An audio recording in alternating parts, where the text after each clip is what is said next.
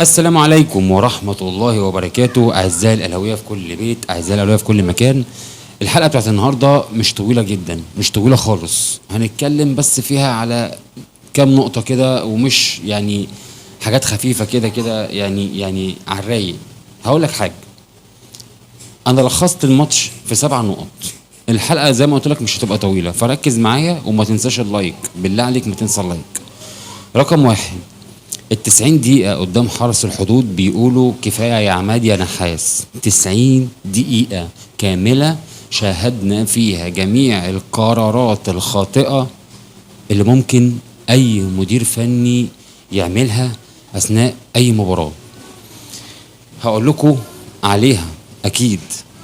هقول لك نقطة واحدة وهنكمل الباقي مع بعض أثناء الحلقة. ديانج ومروان عطية، ديانج ومروان عطية، ديانج ومروان عطية. هفضل اقول لك ديانج ومروان عطية من هنا لحد الصبح. 2 ما تلعبش فيهم، ما تلعبش بيهم غير قدام سان داونز الساعة 3 العصر في بريتوريا. وما تلعبش بقى قدام الزمالك، ما تلعبش بقى قدام بيراميدز، ما تلعبش بقى قدام اي حد، ما تلعبش بقى غير باجواء انت نازل تحارب فيها. ما تلعبش بهم غير في اجواء انت نازل ت ت ت ت تكافح فيها. يعني هما ما يلعبوش غير كده، لان الثنائي ده يعني صعب جدا ان هو يديك اللي انت عايزه. صعب ان هو يعرف يطلع اي مهاجم.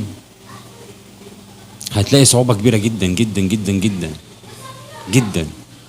في ماتش سيراميكا كليوباترا كان في مستحيل اختراق من العمق. مفيش اختراق من العمق خالص. مين اللي هيخليك تطلع بالكرة من نص الملعب؟ مين اللي هيخليك تقدر تكسر الخطوط؟ مين اللي هيتحرك بين الخطوط عشان يخلخل دفاعات الخصم؟ مين اللي هيشوط لك شوطة قوية؟ سيبك من ان مروان بدأ يتحسن في الشوط الثاني او في الشوط من بره المنطقة، او ديانج فيها هجمات كتير قوي النهارده. ديانج لو كان عمل فيها باص كاسر الخطوط كان هيودي اكتر من لاعب هو والجون. لكن ديانج يعني في الحته دي قليل شويه، وده ما يقللش من ديانج خالص. يعني كل اللي مطلوب منه ان هو يستغل قوته البدنيه ويستغل سرعته الكاسحه ان هو يخطف الكره ويسلم. ده دور ديانج، ده دور ديانج. او في بعض الاوقات يستغل المساحات بسرعته ويمشي اكبر مسافه ممكنه زي ما بيعمل، ويخترق بالجري بالكره ويسلم لاقرب حد جنبه. طيب دلوقتي انت عندك 2 في نص الملعب مستحيل يلعبوا جنب بعض. ديانج ومروان اي مدير فني يلعبهم جنب بعض ما عنديش ليه غير تفسيرين: ان انت خايف تقعد واحد منهم، يا خايف تقعد مروان اللي بيقول لك عايز اخد فلوس زياده لا يزعل، او خايف تقعد ديانج عشان ما يزعلش ويوافق يجدد. يعني انا مش لاقي تفسير غير كده بامان. محمد هاني لاعب غريب جدا جدا، مره فوق قوي و100 مره تحت. محمد هاني لو اتفرجت على الجون الاول اللي احرزه حرس الحدود ستنصدم حرفيا. مفيش لاعب بيتاخد منه الكوره بالطريقه دي وبيتعمل اسيست وبيدخل جون بالمنظر ده. يعني نشيل برضو ياسين مرعي جزء من الهدف، لان هو جزء من الهدف، لان بس محمد هاني بنسبه 90 80% هو شايل الجون كله. يعني انا مش عارف.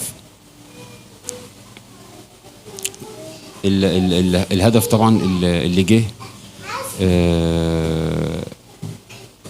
لجراديشار، هدف حلو قوي قوي قوي لجراديشار، اللي ما ينفعش يقعد دكه لمحمد شريف اللي خلاص تقريبا ما بقاش عنده حاجه يقدمها، ما بقاش عنده حاجه جديده يعملها في الاهلي.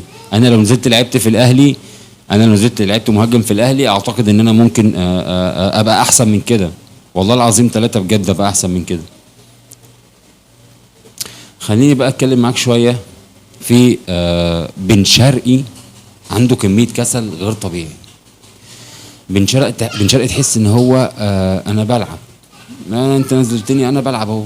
انت فاهم اللي هو انا بعمل اللي عليا، اللي هو انا موجود اهو خلاص. يعني انا مكسل، انا مش قادر، انا بأدي اللي عليا. يعني انت فاهم اللي هو بحس ان هو بيلعب وخلاص. انت فاهم؟ انا مش عارف اوصل لك احساسي ايه، بس والله العظيم هو تحس هو بيلعب وخلاص. شريف اتكلمنا عليه خلاص. ماتش لما نزل فيه احمد عبد القادر، وايا من كان يحدث هو عبد القادر يستحق الفرصه اللي خدها. عمل اسيست ما شفناش حد بيعمله، ولا طاهر ولا بن شرقي ولا ديانج ولا عبد القادر. لا، بيعدي من واحد واثنين وبيرفع عينه وبيلعب وبيعمل اسيستات لعيب كوره، لعيب كوره بجد بجد.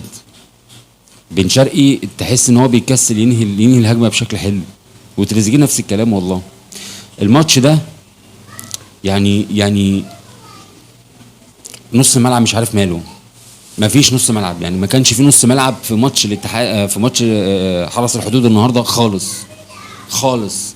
لان زي ما قلت لك في اول الفيديو، ديانج ومروان الاثنين ما ينفعش يلعبوا جنب بعض. انا حسيتها كده، ما ينفعش يلعبوا جنب بعض صدقوني، لان لازم حد صانع العاب قوي يسلم كوره، يقدر ياخد ما بين الخطوط ويخترق ويعمل ويشوف ويرفع عينه ويعمل الباص الكويس. مباراه سيئه جدا، مباراه سيئه جدا. بنلعب لعب ملوش معنى، ملوش شكل، ملوش طعم. انا مش عارف اقولها لكم ازاي. ربنا يستر. خد بالك من اللي بقوله ده كويس قوي. ربنا يستر من ماتش الزمالك يوم 29 على الدغري، والله العظيم على الدغري. ربنا يستر. يا ريت يا ريت يا جدعان نلعب السهل، يا ريت يا تريزيجيه نلعب السهل، يا ريت يا جماعه نلعب، يا ريت يا بن شرقي نلعب السهل.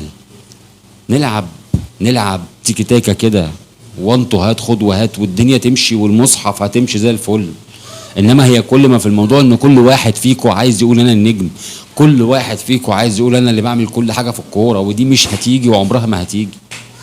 هو ده اللي انا كنت عايز اقوله، وانا هكتفي بهذا القدر من الكلام في هذا الفيديو. وشكرا ليكم ان انتوا فضلتوا موجودين في الفيديو لحد دلوقتي، وما تنساش تعمل اللايك وتشترك في القناه وتفعل زر الجرس. وشكرا ليكم والسلام عليكم.